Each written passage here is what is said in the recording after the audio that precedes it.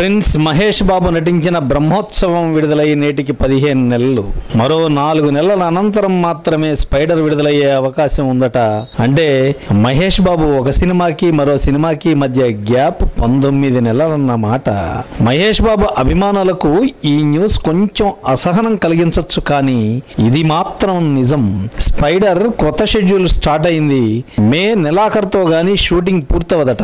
పైగా graphics work ఎక్కువగా ఉండడం కూడా ఈ జాప్యానికి కారణంగా కనిపిస్తోంది. ఒకవేళ ఆగస్టులో కూడా విడుదల చేయకుంటే సెప్టెంబర్లో 3 పెద్ద సినిమాలు దూసుకొస్తున్నాయి. ఎట్టి పరిస్థితుల్లో ఆగస్టులోనే విడుదల చేసుకోవాలి. 9వ తేదీ అయితే సెలవులలో 5 రోజులు కలిసి వస్తుందని, అందుకని 9వ తేదీ అయితేనే కరెక్ట్ గా ఉంటుందని అంటున్నారు. కానీ ఆగస్టులో 2 భారీ తమిళ చిత్రాలు కూడా విడుదలవుతున్నాయి. స్పైడర్ సినిమాని తమిళ్లో కూడా విడుదల చేయాలి. ఏం జరుగుతుందో చూడాలి. మరి అఫీషియల్ న్యూస్ వచ్చేంత వరకు అభిమానులకు టెన్షనే మరి.